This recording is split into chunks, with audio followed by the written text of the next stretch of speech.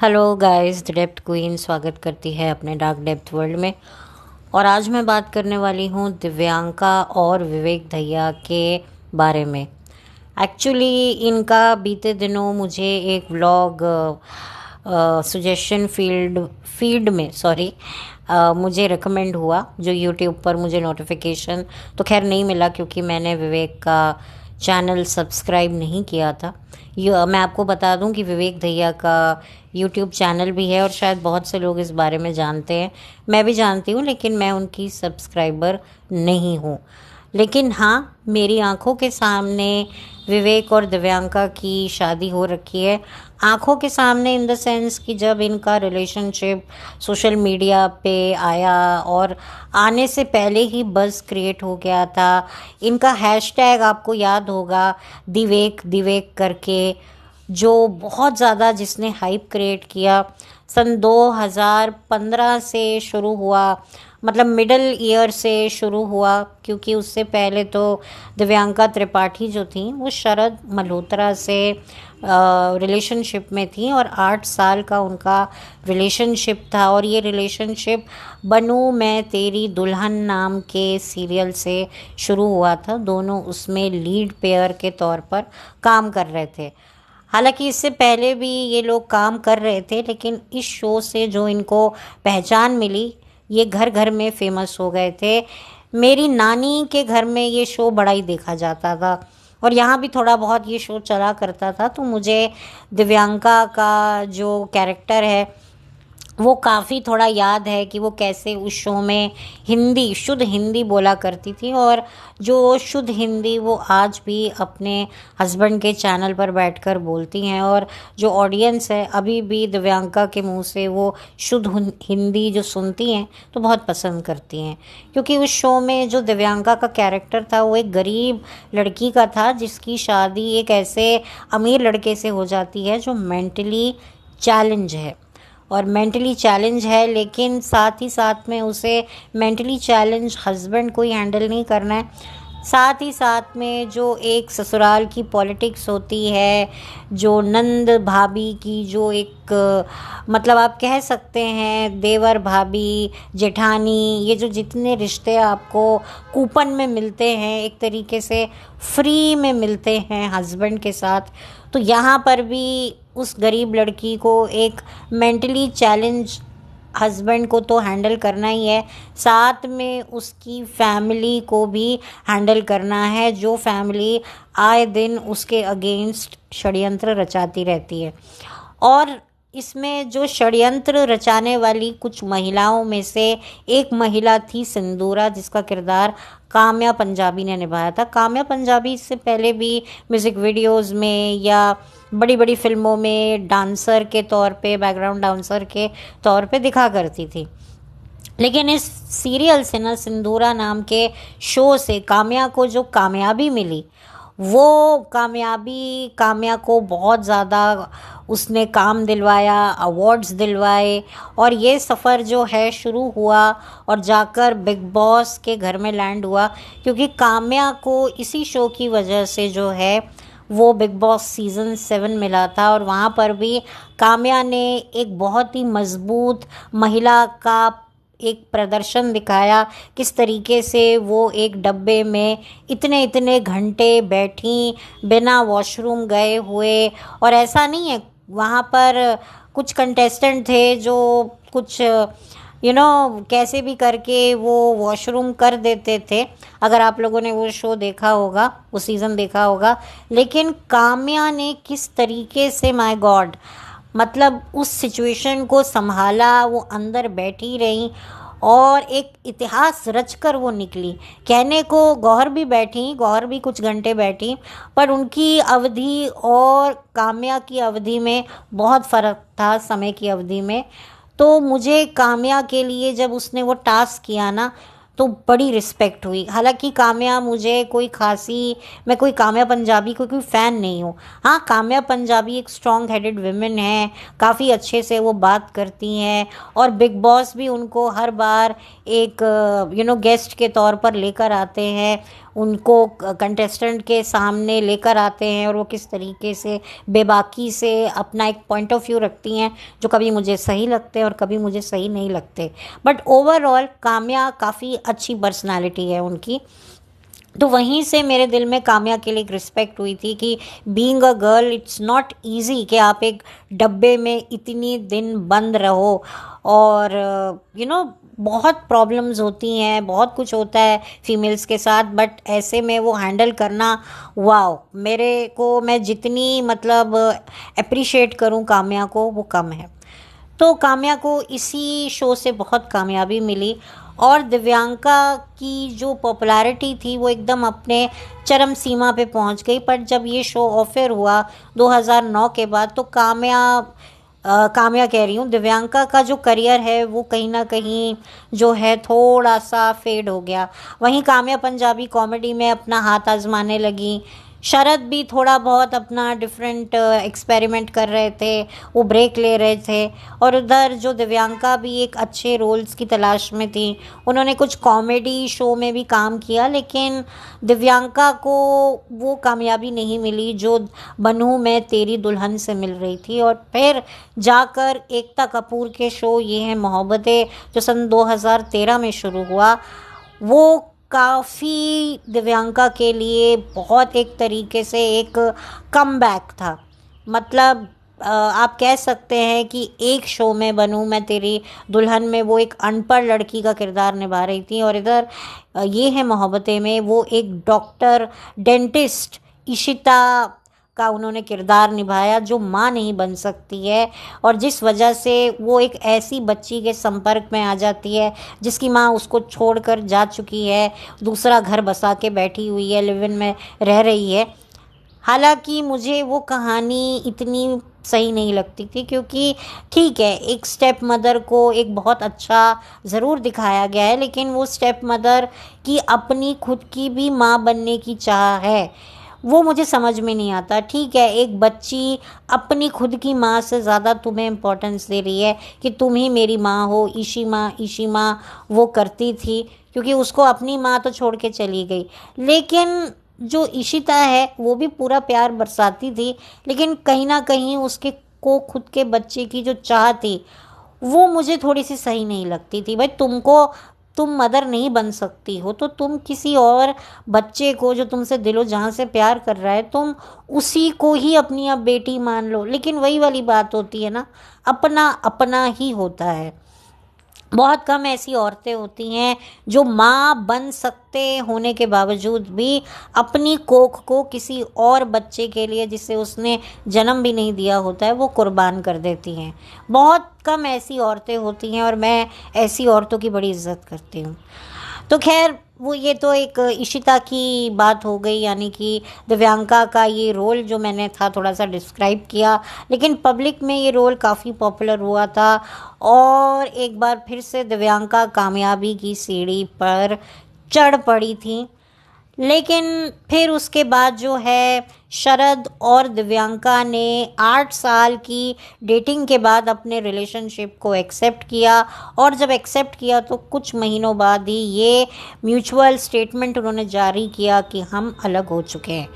अब वो बात अलग है कि दिव्यांका ने फिर जाकर मीडिया के सामने बैठकर अपना दिल खोला और बताया कि भाई, मुझे वो शरद से नहीं मिला जो मैंने एक्सपेक्ट किया था, जो मैं डिज़र्व करती थी, जितना मैंने इस रिलेशनशिप में दिया मुझे उतना नहीं मिला, जिसकी वजह से दिव्यांका काफ़ी ज़्यादा जो है वो सुर्खियों में आ गई थी, और उनके जो बयान थे वो कहीं ज़्यादा उस टाइम पर वायरल हुए सोशल मीडिया पे, जिसकी वजह से लोग जो हैं वो दिव्यांका की तरफ हो गए, कुछ शरद की तरफ हो गए, क्योंकि शरद ने कुछ नहीं बोला।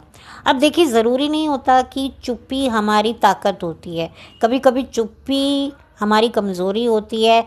एक रास्ता होता है, कहते हैं ना, पतली गली से निकलना, तो पतली गली से निकलने के लिए भी खामोशी का रास्ता इख्तियार लोग करते हैं। तो देखिए, जैसे कि सिक्के के दो पहलू होते हैं, वैसे खामोशी के भी दो रूप होते हैं। तो इसी वजह से जो है शरद खामोश रहे। तो फिर दिव्यांका भी कितना बोलेंगी। और फिर जब विवेक की उनकी लाइफ में एंट्री हुई तो फिर ये मैटर जो था वो सॉल्व हो गया। हालांकि मुझे एक चीज़ दिव्यांका और शरद की काफ़ी अच्छी लगी कि ब्रेकअप तो मतलब ब्रेकअप, ऐसा नहीं है कि ब्रेकअप करने के बाद भी वो हंसी ठाके लगा रहे हैं। ठीक है, कभी कहीं लड़खड़ाते हुए डगमगाते हुए मिल गए तो हेलो हाय कर दिया, अदरवाइज़ ये दोनों एक दूसरे को अवॉइड करते थे, जो कि बिल्कुल सही बात है भाई। रिश्ता जब तक है तब तक साथ रहो, लेकिन जब रिश्ता टूट जाए तो फिर टूट ही जाए। फिर ये सब मत करो कि भाई ऐसे बिहेव कर रहे हो जैसे कि कभी हमारे बीच में तो कोई कुछ था ही नहीं। मुझे ये बड़ा वियर्ड सा लगता है, बहुत ज़्यादा वियर्ड सा लगता है। तो मुझे ये दिव्यांका का ये जो डिसीजन था दूरी बनाए रखने का अपने एक्स से, वो बड़ा सही लगा। और शरद भी अपनी लाइफ में मूव ऑन कर गया, उसकी भी लाइफ में फिर जो भी रिलेशनशिप्स हुए, फिर एट लास्ट शरद ने भी शादी कर ली। तो दोनों आज की तारीख में अपनी अपनी ज़िंदगी में मूव ऑन कर चुके हैं। अगर मैं बात करूं विवेक की, तो विवेक उनकी लाइफ में एकदम से अचानक से आए और जैसे आए सोशल मीडिया पे हंगामा हो गया। फिर उसके बाद दिव्यांका ने इस बात की पुष्टि की कि हाँ, मैं और विवेक डेट कर रहे हैं और सब कुछ ठीक रहा तो हम शादी करेंगे। और जैसे ही अनाउंसमेंट होता है उसके बाद दिवेक दिवेक हैशटैग दिवेक दिवेक दिवेक का जो पूरे हैशटैग बन जाते हैं, फ़ैन पेजेस हो जाते हैं। और फिर जो है न्यूज़ निकल के आती है कि जुलाई 2016 में फर्स्ट वीक ऑफ जुलाई में दिव्यांका और विवेक की शादी हो रही है। तो उसी के बाद से जो सोशल मीडिया पे हंगामे होते हैं, हैशटैग इनके जो रील्स तो तब नहीं होती थी, वीडियोस होती थी, और इनकी शॉपिंगें हो रही है, दिव्यांका के इंटरव्यूज़, विवेक के इंटरव्यूज़। हालांकि विवेक ये है मोहब्बतें सीरियल में एक साइड रोल के लिए थे, लेकिन उनको नहीं पता था कि ये साइड रोल मेरे लिए सेंटर रोल जितना इम्पोर्टेंट बन जाएगा, क्योंकि जो मेरी शादी होगी वो दिव्यांका त्रिपाठी से हो रही है, जो एक बहुत मशहूर अभिनेत्री है। हालांकि विवेक भले ही करियर में एज एन एक्टर कोई बहुत बड़ा काम नहीं नाम कमा चुके थे, लेकिन उनका मुझे लगता है बैकग्राउंड काफ़ी अच्छा था, जिसकी वजह से दिव्यांका ने भी शादी कर ली। क्योंकि लड़कियों का एक एज बहुत बड़ा दुश्मन होता है और उसकी वजह से उन्हें शादी करनी पड़ती है कि भाई अब करेंगे शादी तो 2-4 साल बाद जो है बच्चे पैदा करने लायक हमारा एज रहेगा। अगर हम लेट शादी कर रहे हैं तो फिर भाई, क्योंकि एक तरीके से सॉर्ट ऑफ इनकी अरेंज मैरिज ही थी। वो बात अलग है कि आजकल अरेंज मैरिज भी लव मैरिज जैसी ही दिखती हैं। तो इनकी शादी भी जो इन्होंने बताया कि भाई कैसे मिले, फिर कैसे फैमिली ने इंटरेस्ट दिखाया, वो इंटरव्यूज़ आपको मिलेंगे। दिव्यांका काफ़ी खुश थी, वो तो ऐसे विवेक को निहारती थी कि भाई पता नहीं, उन्होंने तो ऐसा लड़का कभी अपने जीवन में देखा नहीं और चाहा नहीं और एक्सपेक्ट किया नहीं था। क्योंकि दिव्यांका भी इंटरव्यू में कहती हैं कि अगर विवेक उनकी लाइफ में नहीं आते तो वो बच्चा अडॉप्ट करके उसी के साथ अपनी लाइफ को स्पेंड करने वाली थी। तो भाई वो कहते हैं ना, एक हीरे को एक हीरा मिल गया, तो वो वाली बात लगती है। और फिर इन दोनों की शादी हुई और शादी भी बड़े धूमधाम से हुई, सोशल मीडिया पे खूब चर्चे हुए। और उसी दौरान संभावना और अविनाश की भी शादी उसी साल उसी महीने हो रही थी। 16 जुलाई 2016 में ही संभावना और अविनाश की शादी हो रही थी। और इन दोनों की शादी में सिमिलैरिटी ये थी कि इनकी जो फीमेल पार्टनर्स थी, रिस्पेक्टेड पार्टनर्स थी, ये लड़कों से ज़्यादा फेम अर्न करती थी। तो इसकी वजह से अब आप आज सिनेरियो देखिए कि अविनाश आज कहाँ पर है और विवेक, अगर मैं देखूं तो कंपेरेटिवली विवेक अभी भी अपनी पहचान बनाने में स्ट्रगल कर रहे हैं। नो डाउट उनका यूट्यूब चैनल है, लोग यूट्यूब चैनल देखते हैं और उसमें जो है जो दिव्यांका है वो उनका पूरा साथ देती हैं। इधर मामला बिल्कुल उल्टा हो चुका है अविनाश और संभावना का। इधर जो अविनाश हैं वो पूरा करियर में आगे बढ़ रहे हैं, मीटिंग्स चल रही हैं, बड़े बड़े प्रोडक्शन हाउस के लिए वो लिख रहे हैं। और यहाँ संभावना सिर्फ व्लॉगर ही बन के रह गई हैं, थोड़ा बहुत वो पॉडकास्ट वगैरह में आती जाती रहती हैं। और अविनाश काफ़ी कम अब दिखते हैं व्लॉग्स में, काम में बिज़ी रहते हैं, थोड़ा बहुत वो आते हैं, अदरवाइज़ तो संभावना के ही कंधों पर व्लॉगिंग का होता है। वो बात अलग है कि एक स्वीटी नाम की एक ट्वीटी मिल गई है संभावना को, एक डॉल सी लड़की जो ऊट जलूट क्यूटी क्यूटी हरकतें करती रहती है, हंसती रहती है। तो संभावना को एक नया कंटेंट मिला हुआ है तो वो उसी के साथ खुश है, या तो उसकी जो संभावना की जो हाउस हेल्पर है वो काफ़ी आजकल छाई हुई है। जैसे कि एक टाइम पर एक एक्स एम्प्लॉय थी जो बहुत ज़्यादा रहती थी। तो खैर अब संभावना का थोड़ा कंटेंट अपने फरी बेबी से हटकर इस नए स्वीटी पर थोड़ा ज़्यादा रहता है, और स्वीटी भी व्लॉगिंग करती है तो वो संभावना उसके चैनल पर आ जाती है। यानी कि ये पासिंग पास चलता रहता है, तू मेरे व्लॉग में आ, मैं तेरे व्लॉग में आऊँगी, दोनों एक दूसरे को फुटेज देती रहती हैं, एक दूसरे को जो है वो करती रहती हैं मक्खनबाजी। तो खैर संभावना तो अपना बिज़ी है। तो इधर जो विवेक हैं वो भी अपना व्लॉगिंग बनाते हैं, कुछ ना कुछ वो करते रहते हैं। उन्होंने कुछ समय पहले झलक दिखलाजा में भी पार्टिसिपेट किया और वहाँ अपना दर्द बताया कि लोग मुझे अभी भी नहीं पहचानते हैं। इधर दिव्यांका ने भी एक पॉडकास्ट में कहा कि मुझे बड़ा बुरा लगता है जब विवेक के साथ मैं कहीं जाती हूँ तो मुझे अटेंशन मिलता है, जो विवेक को अटेंशन मिलना चाहिए उसका भी अटेंशन मुझे मिल जाता है। तो ये पति पत्नी का ये स्ट्रगल चल रहा है। देखिए पति पत्नी में से दोनों एक ही पोजीशन पर हों ये बहुत कम होता है, बहुत रेयर होता है, आगे पीछे होता है। अब जैसे रणवीर सिंह और दीपिका पादुकोण में से दीपिका 2% ज़्यादा सक्सेसफुल हैं क्योंकि वो रणवीर से पहले इंडस्ट्री में हैं और उनका मार्केट वैल्यू, ब्रांड वैल्यू थोड़ा सा ज़्यादा है रणवीर से। हालांकि दोनों का कपल चलता है, दोनों काफ़ी डिमांडिंग कपल हैं, लेकिन कहीं ना कहीं मुझे दीपिका थोड़ी ज़्यादा वो लगती हैं। तो ये तो देखिए कोई भी होता नहीं है, अगर सक्सेस मिल भी जाएगी तो भी बहुत रेयर होगा कि भाई दोनों एक ही पोजीशन पे होंगे, इक्वली पॉपुलर होंगे। वो टेलीविज़न पर हो सकता है, जैसे कि हितेन तेजवानी और गौरी प्रधान, ये दोनों कपल टेलीविज़न पर एक टाइम पर दोनों ही बहुत पॉपुलर थे, सक्सेसफुल थे। वो बात अलग है कि गौरी फिर थोड़ा सा उन्होंने ब्रेक ले लिया क्योंकि बच्चे बच्चे हो गए। हितेन भी काम कर रहे हैं, हितेन ने तो काम किया, बिग बॉस किया, तो वो थोड़ा सा चलो एक ब्रेक लेना, लेकिन जो आज भी पॉपुलैरिटी दोनों की ऑलमोस्ट इक्वल है। बट बॉलीवुड में ऐसा बहुत कम होता है जहाँ पर कपल इक्वली जो हैं वो पॉपुलर होते हैं। शायद शादी से पहले इक्वली पॉपुलर हों, लेकिन शादी के बाद, बच्चे के बाद तो एक को थोड़ा सा बैकफुट पे जाना पड़ता है और ज़्यादातर फीमेल्स बैकफुट पे जाती हैं। अब इधर शादी जब दिव्यांका की हो रही थी विवेक के साथ तो सबको लग रहा था कि विवेक का करियर अच्छा बन जाएगा, लेकिन दिव्यांका का थोड़ा लॉस होगा क्योंकि शादी हो जाती है, बच्चे हो जाते हैं। फिर बच्चे होने के बाद क्या होता है, डिमांड कम हो जाती है, और फिर अगर कुछ काम मिलता भी है तो भी फिर बच्चे की वजह से जो है विमेंस को थोड़ा सा टाइमिंग का एडजस्टमेंट करना पड़ता है। जैसे कि दीपिका पादुकोण की बातें सामने आ रही हैं कि भाई मैं सिर्फ इतने घंटे काम करूँगी, पैसा मैं करोड़ों में लूँगी और काम मैं सिर्फ 8 घंटे करूँगी।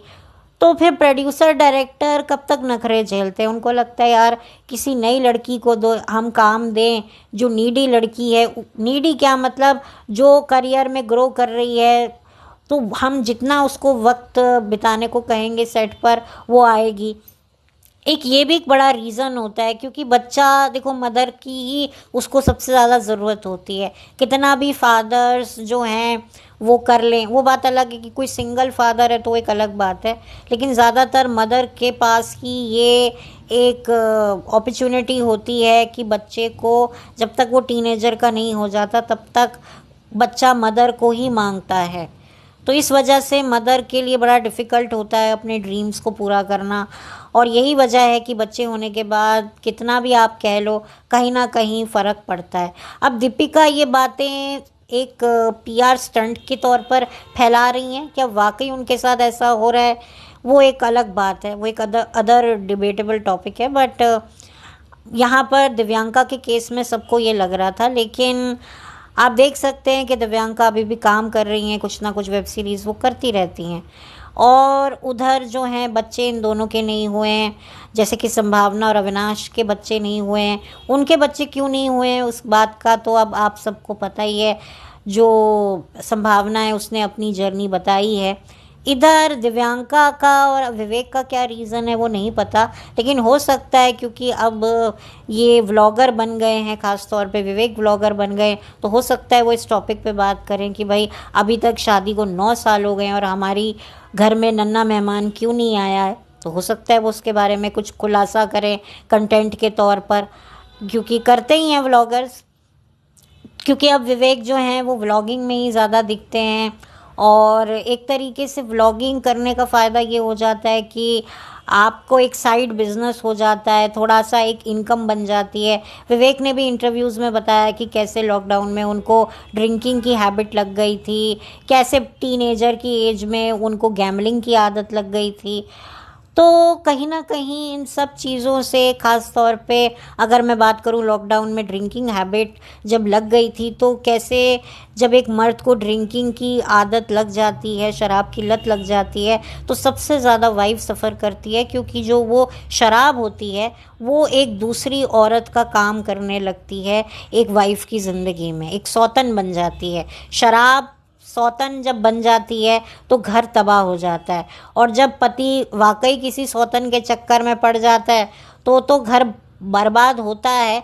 लेकिन जब शराब सौतन बन जाती है तो घर बिल्कुल तबाह हो जाता है, सत्यानाश हो जाता है। तो शराब की लत, जुए की लत बहुत बुरी होती है।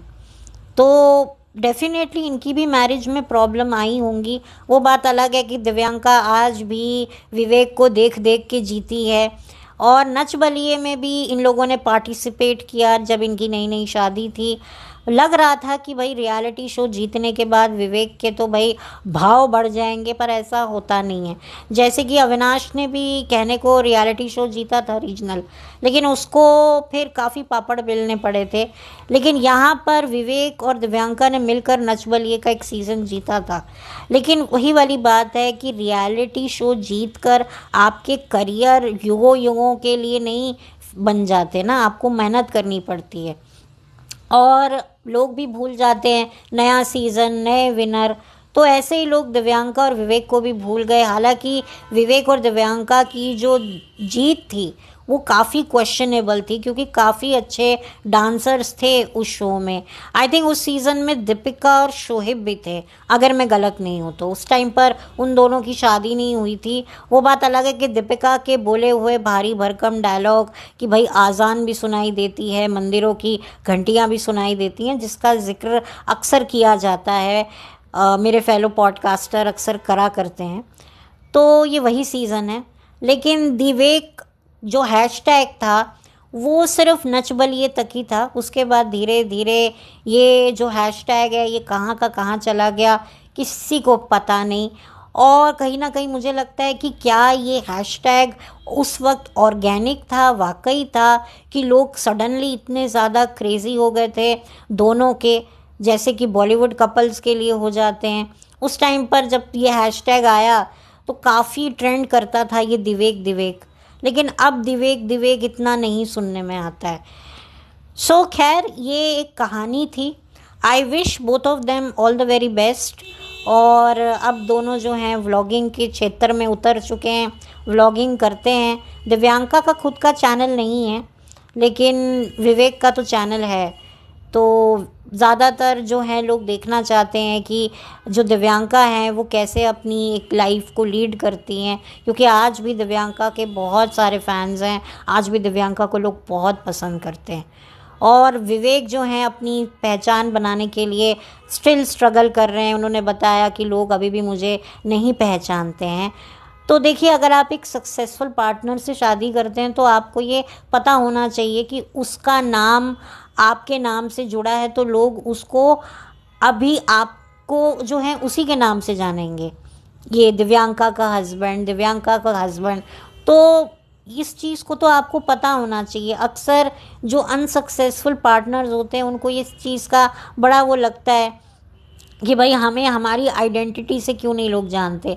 भैया आइडेंटिटी से लोग जानेंगे अगर आप काम करोगे, जैसे अविनाश ने किया। संभावना भी ये कहती है कि पहले लोग मेरे साथ फ़ोटो खिंचाते थे, अब मेरे साथ नहीं खिंचाते, अविनाश के साथ खिंचाते हैं, मुझे अच्छा लगता है। तो ये बात होती है, समय समय की बात होती है। हर कोई अविनाश की तरह नहीं होता कि जिसका वाकई समय आ जाता है। कुछ ऐसे भी लोग हैं जिनका समय नहीं आ पाता है, क्योंकि मेहनत के साथ साथ किस्मत का एक बहुत बड़ा रोल होता है। तो मैं उम्मीद करती हूँ कि विवेक को कोई अच्छा प्रोजेक्ट मिले, जिसके साथ जो है उनको वाकई उनकी पहचान मिले जो वो डिज़र्व करते हैं, क्योंकि पर्सनालिटी वाइज विवेक काफ़ी अच्छे हैं, स्ट्रॉन्ग हैं, उनमें वो सारा पोटेंशियल है। उन्होंने बताया कि किस तरीके से अच्छी अपॉर्चुनिटीज़ का उन्होंने वेट किया है, जिसकी वजह से काफ़ी समय उन्हें घर पर बिताना पड़ा है। तो ये थोड़ा सा मैंने आपको फ्लैशबैक दिया विवेक का, कि कैसे एक वक्त पे विवेक हैशटैग कितना सर्कुलेट होता था, कभी कभी बड़ा इरिटेट भी कर देता था, लेकिन आज ये हैशटैग इतना ज़्यादा रेगुलेट नहीं होता, इतना मैनिपुलेट नहीं होता, इतना ज़्यादा रेगुलेट नहीं होता। तो खैर इसी के साथ अब मैं इस वीडियो को बंद करती हूँ, और कोई नेगेटिव मेरा ओपिनियन नहीं है इन दोनों के बारे में। बस भूली बिसरी यादें थी जो मैंने आप लोगों के साथ शेयर करी, कि कैसे मैंने इन दोनों की जर्नी देखी है, कैसे मैंने इन दोनों को शादी करते हुए देखा है। इनका खुद का सोशल मीडिया अकाउंट कितना ज़्यादा ये लोग पोस्ट करते थे, हर एक चीज़, चाहे वो इनकी पहली रसोई हो, दिवाली हो, जो भी त्यौहार इनके आते थे, कैसे ये लोग सोशल मीडिया पे पोस्ट डालते थे और कैसे लोग लाइक करते थे, कैसे लोग इनको पसंद करते थे। तो खैर इन्होंने रियलिटी शो जीता, बस वो जीता, लेकिन उसका कोई ज़्यादा फ़ायदा नहीं हुआ विवेक को स्पेशली। और विवेक ने झलक में भी पार्टिसिपेट किया, पर वहाँ से भी वो बड़ी जल्दी एलिमिनेट हो गए, और दिव्यांका को काफ़ी बुरा लगा था, क्योंकि वाकई एक जो जेन्युइन औरत होती है वो हमेशा से चाहती है वो किसी भी पोजीशन पे हो, और स्पेशली अगर वो एक बड़ी पोजीशन पे है तो वो चाहेगी कि मेरा हस्बैंड मुझसे भी ज़्यादा देखा जाए, जिसकी वजह से वो खुद की भी सक्सेस को एंजॉय नहीं कर पाती, क्योंकि उसको गिल्ट होता है कि यार मेरा हस्बैंड अभी भी नहीं पहुंचा है, उसको कितना कहीं बुरा ना लग रहा हो, मैं मेरी सक्सेस उसकी ईगो को कहीं हर्ट ना कर दे। देखो ये प्रेशर होता है और ये गलत नहीं है, ये हर जेन्युइन औरत को फील होता है, और इसमें मुझे दिव्यांका का ये फील करना कुछ गलत नहीं लगता। कोई भी जेन्युइन औरत होगी, स्पेशली ये चीज़ें औरतों को ज़्यादा फील होती हैं, सडनली वो खुद को गिल्ट में रखने रख जाती हैं कि हाय कहीं मेरे हस्बैंड को बुरा तो नहीं लग रहा। अब हस्बैंड ब्रॉड माइंडेड अगर है तो अच्छी बात है, नहीं है तो फिर थोड़ा सा उसको भी स्ट्रगल करना पड़ता है। लेकिन मैं ये कहूँगी कि अगर आप एक सक्सेसफुल लाइफ पार्टनर से शादी कर रहे हो तो आपको थोड़ा सा अपना माइंड खुला रखना चाहिए कि ठीक है मेरी डेस्टिनी मेरा साथ देगी, मेरी मेहनत मेरा साथ देगी तो मैं आगे ज़रूर जाऊँगा, और अगर नहीं साथ दिया तो इसका कसूरवार मैं अपनी पार्टनर को नहीं दूंगा। हर कोई अपने हिसाब से खाता है, अपना हिसाब से वो ज़िंदगी में सफलता प्राप्त करता है, नाकामयाबी देखता है। जो मेरी नाकामयाबी है वो कहीं ना कहीं मेरे खुद की डेस्टिनी से है, इसमें मेरी वाइफ का कोई रोल नहीं है। हाँ, हम क्रेडिट देते हैं, एक इमोशनल सपोर्ट ज़रूर काम करता है, लेकिन अगर मैं स्पिरिचुअल से बात करूँ ना, तो हर किसी को जो भी मिलता है वो अपने मुकद्दर से मिलता है। ठीक है, हमें सपोर्ट मिलता है, हमें एक मोटिवेशन किसी से मिलता है, हम आगे प्रोग्रेस करते हैं, वो एक अलग चीज़ है, बट हमारी जो डेस्टिनी होती है वो हमारे जन्म से पहले ही लिखी जा चुकी होती है। तो खैर कोई हेट नहीं है विवेक के लिए, बस एक ओपिनियन है जो मैंने अपना शेयर किया, और मैं इन दोनों को शुभ जीवन की शुभकामनाएं देना चाहती हूँ, और इस वीडियो को अब मैं बंद करना चाहती हूँ क्योंकि काफ़ी समय हो गया है।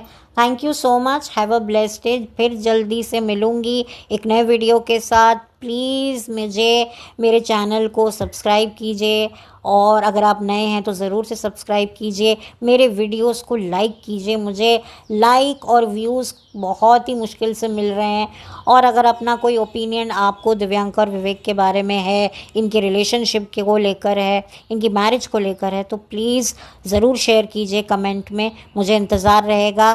Thank you so much.